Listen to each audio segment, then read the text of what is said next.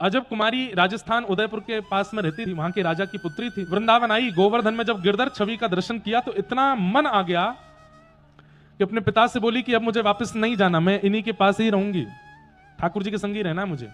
पिता ने कहा, बोले नहीं, वापस तो चलना पड़ेगा। पिता की हट के आगे वापस जाना पड़ा अजब कुमारी को। लेकिन कृष्ण विरह इतना ज्यादा व्याप्त हो गया चित्त में कि कृष्ण विरह के कारण बुखार चढ़ने लगा। अजब कुमारी को ऐसा ज्वर चढ़ा कि महाराज बड़े बड़े वैद्यों ने औषधि दे दी, लेकिन ज्वर ठीक नहीं हुआ।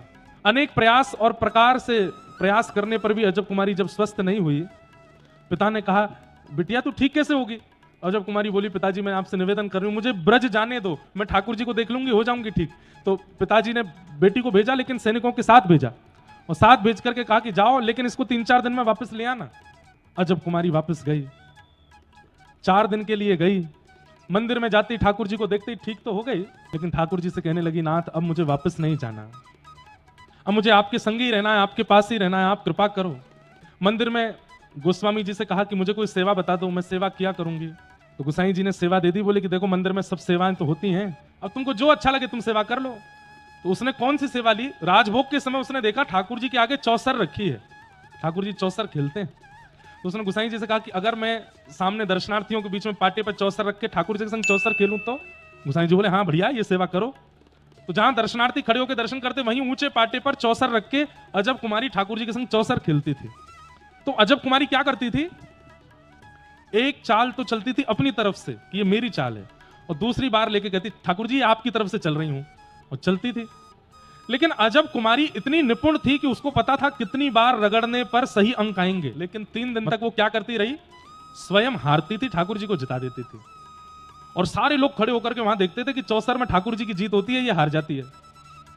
लेकिन आज चौथा दिन है और राजा ने कहा था 4 दिन में वापस आ जाना। तो आज वो ठाकुर जी से कहती है, आज आप नहीं जीतोगे, आज तो मैं जीत के जाऊंगी। आज अजब कुमारी कमर कस के बैठी और ऐसे पासे डाले कि ठाकुर जी की गोटियां तो कट जावे और अजब कुमारी निकलती जावे, जीतती जावे। इसका प्रभाव क्या हुआ कि श्रीनाथ जी अंदर खड़े हैं मंदिर में, और खड़े खड़े श्रीनाथ जी के पसीना आने लगे कि आज तो ये मुझे हरा ही देगी।